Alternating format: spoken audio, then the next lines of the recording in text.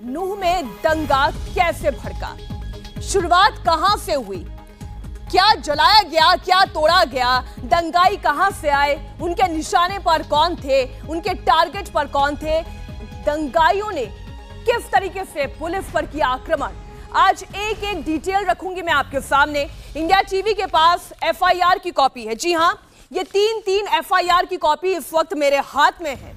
ये exclusive copy है इस नूह दंगे की। इस एफआईआर से कई सनसनीखेज खुलासे आज आपके सामने होंगे। इस एफआईआर की कॉपी से किसी एक पक्ष नहीं, ना बात हिंदू की होगी, ना बात मुसलमान की होगी। यह एफआईआर वो है जो पुलिस वालों की आंखों देखी है। इंस्पेक्टर पंकज कुमार के सामने जो कुछ हुआ, उन्होंने एक एक शब्द इस एफआईआर में दर्ज कराई है। पहली एफआईआर से बहुत बड़ा खुलासा हुआ। एक एक अक्षर, दंगे का एक एक सच मैं आपके सामने रखने जा रही हूं।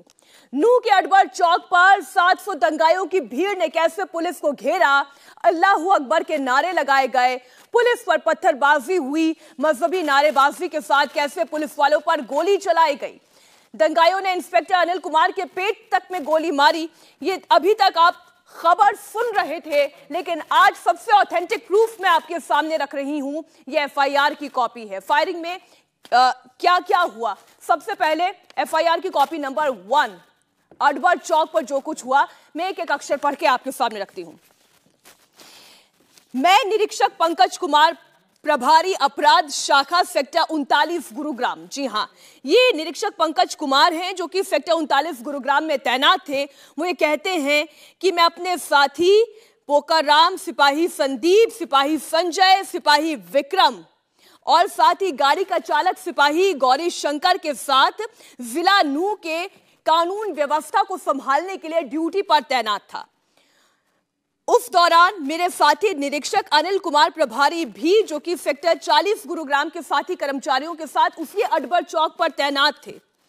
और तभी तावड़ू की तरफ से करीब 600-700 उग्र असामाजिक लोगों की भीड़ अल्लाहू अकबर के नारे लगाते हुए वहां पर दौड़ती चली आ रही थी।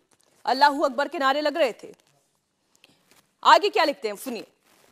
तैनात पुलिस बल की तरफ पथराव किया जा रहा था। अब आप ये समझिए, किसी एक पक्ष की तरफ नहीं था, बल्कि सीधा पुलिस बल के ऊपर हमला करने के लिए दौड़ी चले आ रही थी ये भीड़।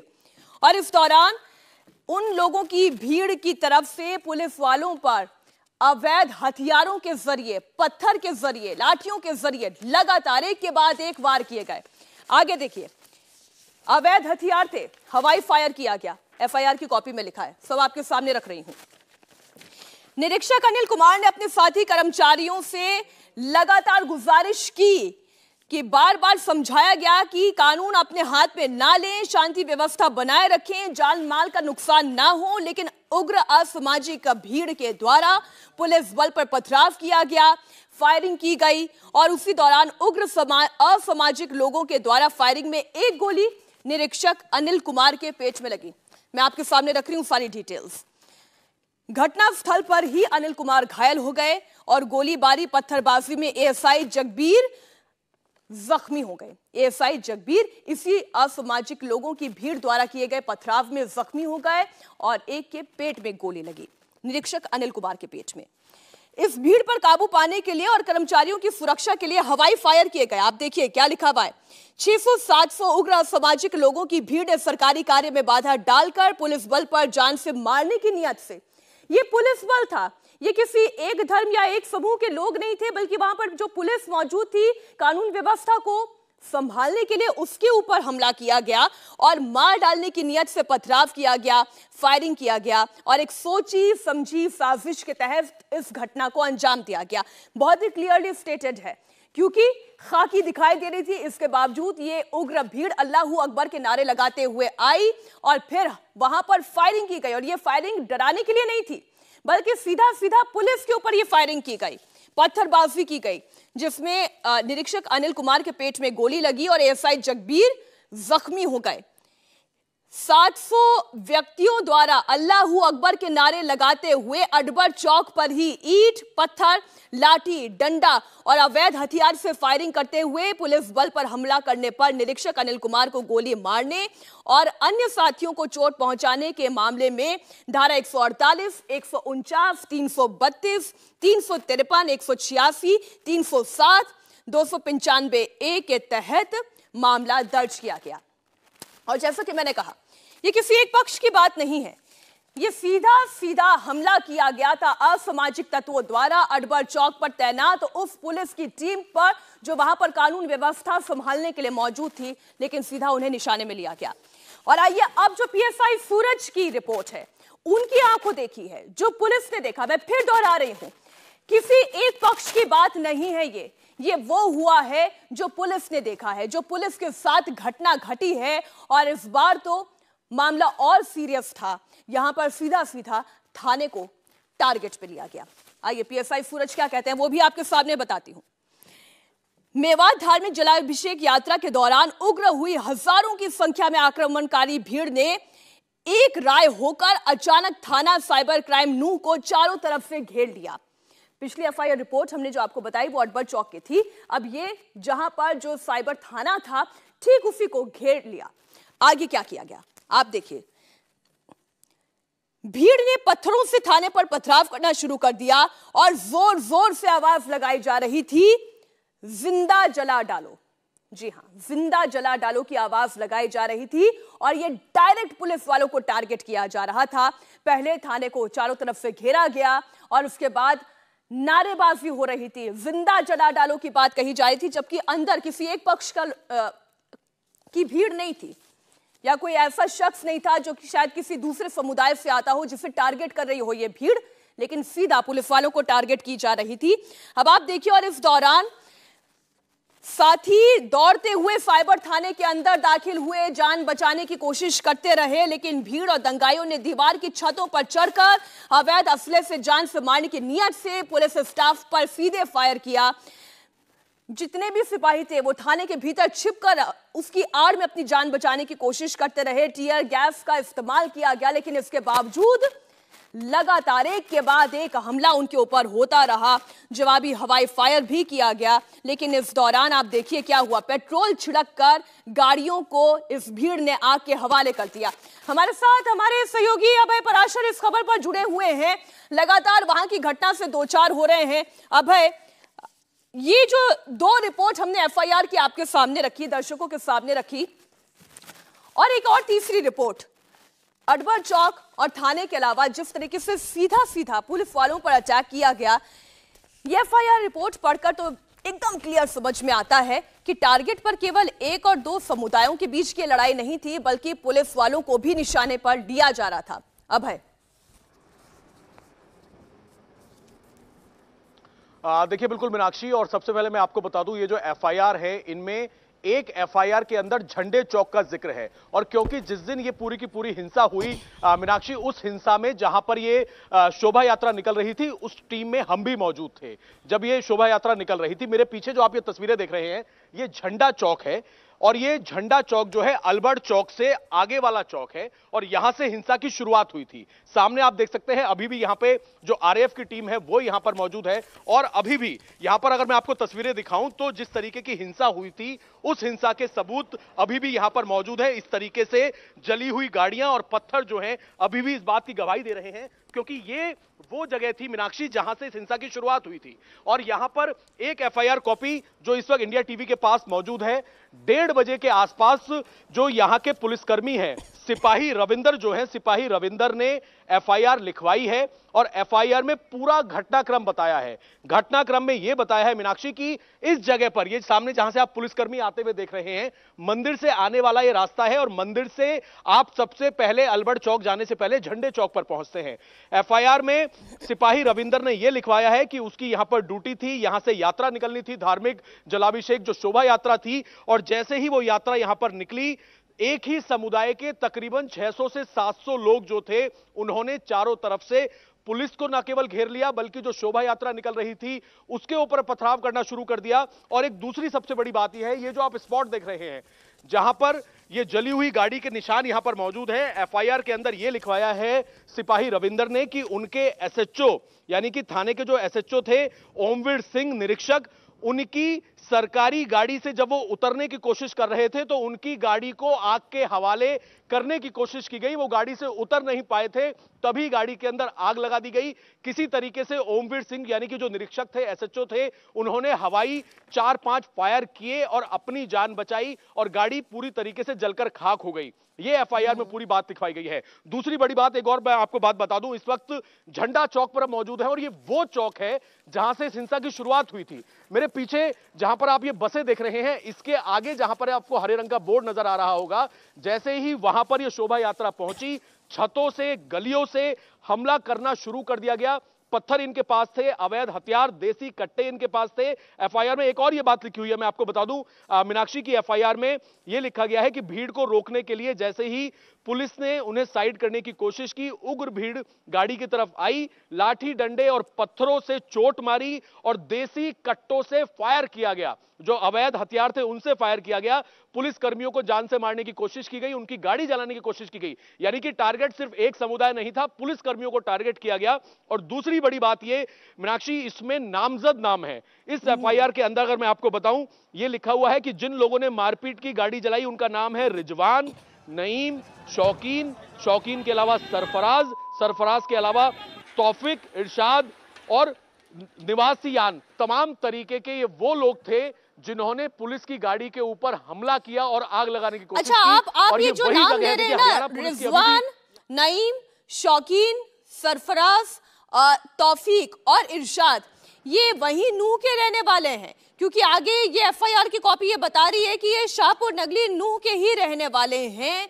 और इस दौरान इन सभी लोगों ने मिलकर सरकारी अधिकारी पर और जान से मारने की कोशिश है, क्योंकि एफआईआर की कॉपी तो क्लियरली यही स्टेट कर रही है अभय कि ये किसी एक समुदाय के ऊपर अटैक नहीं था, बल्कि पुलिस वालों पर डायरेक्ट अटैक था। सरकारी गाड़ी को न सिर्फ नुकसान पहुंचाया गया, जो वहां पर कानून व्यवस्था को बहाल करने के लिए और वहां पर सिक्योरिटी के लिए तैनात पुलिस थी, उसे टारगेट किया गया और जान से मारने की कोशिश थी। वरना देसी कट्टे का इस्तेमाल करना और सरकारी गाड़ी को आग के हवाले कर देना, इरादा और क्या हो सकता था भाई? देखिए बिल्कुल मीनाक्षी, और एक बार और मैं आपको जो, क्योंकि आपने 2-3 एफआईआर का जिक्र किया है, तो ग्राउंड से मैं उन दोनों एफआईआर की लोकेशन आपको समझाने की कोशिश करता हूं। झंडे चौक पर हम मौजूद हैं, जहां से हिंसा की शुरुआत हुई, जो मंदिर के बिल्कुल पास है, जहां पर मैं मौजूद हूं। और मीनाक्षी, ये जो झंडा चौक आप देख रहे हैं, इससे मात्र 1 किलोमीटर दूर दूसरा चौक है जिसका नाम है अलभड़ चौक, उसे नूह चौक भी बोला जाता है। यानी कि इस गोल चक्कर से बस अगला गोल चक्कर वो अलभड़ चौक है।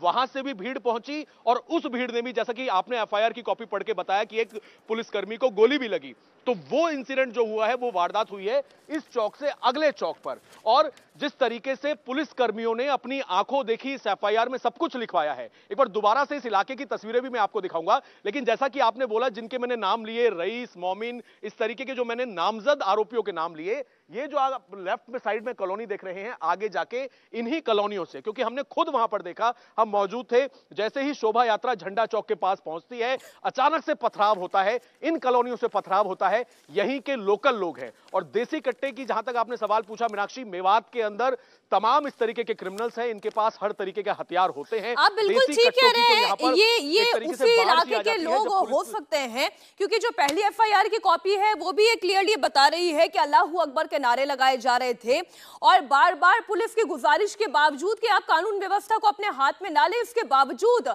उनके ऊपर अवैध हथियारों से न सिर्फ हमला किया गया, बल्कि साथ ही एक सिपाही को चोट भी आई है, एक जख्मी भी हुआ है। आइए अब एक और एफआईआर की कॉपी आपके सामने रखती हूं।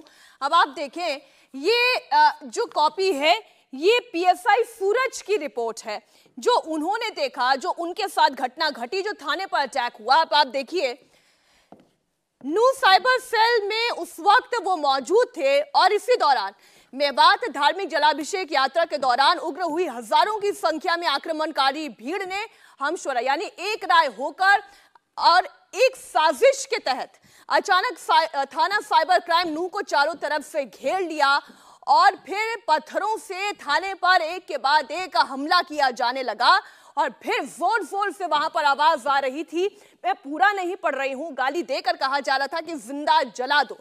जिंदा जलाने की बात कही जा रही थी, जबकि ये बात सब जानते थे कि थाने में उस वक्त पुलिस वाले ही मौजूद थे। और इसी दौरान एक सरकारी बोलेरो गाड़ी नंबर HR27GB5361 में बैठे एसआई दिग्विजय, जो कि थाना सदर तावड़ू, और साथ ही जो मतलब और पुलिसकर्मी उनके साथ थे, साथ ही मुलजमान दौड़ते हुए अपनी जान बचाते हुए साइबर क्राइम थाना नूह के अंदर आ गए। उनके पास और कोई विकल्प नहीं था, उनके ऊपर हमला कर दिया गया था। थाने में उन्होंने शरण दी। थाने की आड़ से फिर दंगाइयों का यहीं पर पथराव रुक नहीं गया। जब पुलिस वाले अपनी जान बचाने के लिए थाने के अंदर चले गए, तब भी उनके ऊपर पथराव जारी रहा। आगे क्या लिखते हैं पीएसआई सूरज, वो आपको बताती हूं। इस दौरान एक बस थी, बाकायदा उस बस को थाने के मेन गेट को तोड़ने के लिए इस्तेमाल किया गया, उसकी दीवार को तोड़ने के लिए इस्तेमाल किया गया। जरा इसको क्लोज करके दिखाएं।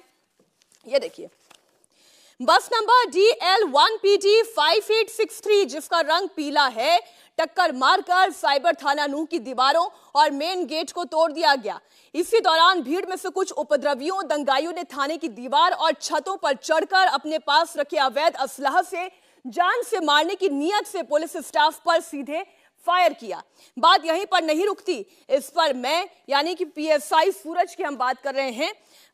पीएसआई सूरज अपनी जान बचाने के लिए सीधा अंदर की तरफ भागे। मेरे आदेश पर उग्र भीड़ को भगाने के लिए सिपाही प्रदीप कुमार ने अपनी टीयर गैस गन का इस्तेमाल किया। आंसू गैस के गोले भी दागे गए। तब कहीं जाकर पथराव और आगजनी थोड़ी कम जरूर हुई, लेकिन ये जारी रही। आगे सुनिए क्या लिखा हुआ है, ये देखिए। लाठी डंडों से लगातार जो हमला किया गया, दीवारों पर चढ़कर प्राइवेट वाहनों पर फिर नुकसान पहुंचाया गया। जो गाड़ियां थी वहां पर मौजूद थी, आप देखिए गाड़ियों के नंबर यहां पर लिखे हुए हैं। जो गाड़ियां थी वहां पर मौजूद थी, वो प्राइवेट भी थी, वो पुलिस की भी गाड़ी थी, उन्हें आग के हवाले कर दिया गया। और इस दौरान आप ये देखिए, इतने में मन नहीं भरा दंगाइयों का। थाने के कमरों में रखे हुए 2 सरकारी प्लास्टिक कूलर, एक इन्वर्टर, एक बैटरी, लैपटॉप और इसके साथ साथ एएसआई सुरेश का पर्स तक, जिसमें आधार कार्ड और करीब 5000 रुपए थे, उसे भी लूट कर ले गए। मेस की दीवार, थाना, छत, बाथरूम में रखे हुए पानी की टंकियों तक को तोड़ दिया गया। यानी इस पूरे इरादे से अभय ये लोग आए थे कि नुकसान पहुंचाना है, जान ले सके तो जान लेंगे, लूट कर सके तो लूट करेंगे। जितनी कोशिश उनकी थी वो पूरी कामयाब हुई। देखिए बिल्कुल मीनाक्षी, क्योंकि पूरी तरीके से टारगेट किया गया, ना केवल शोभा यात्रा को टारगेट किया गया, दोनों तरफ से पत्थरबाजी हुई, वो एक अलग मामला है, लेकिन पुलिस कर्मियों को उनको जान से मारने की नीयत से टारगेट किया गया। आप थाने के चौकी जला रहे हैं। मैं जो अगला चौक आपको बता रहा था मीनाक्षी, इस झंडे चौक से जो अगला गोल चक्कर है, वहां वो अल्बर्ट चौक है, वहां पर एक पुलिस बूथ थी, उसे पूरी तरीके से आग के हवाले कर दिया गया। ना केवल आग के हवाले कर दिया गया, जिस साइबर थाने का आप जिक्र कर रही हैं, सीसीटीवी फुटेज इंडिया टीवी ने कल दिखाया था, जो एफआईआर में पुलिसकर्मी ने पूरा जिक्र किया है कि बस के जरिए दीवार तोड़ी गई, वो सीसीटीवी है। दिख रहा है कि कैसे जो उग्र भीड़ है वो एक बस को लेकर आई है और बस से टक्कर मार के साइबर थाने की दीवार तोड़ रहे हैं।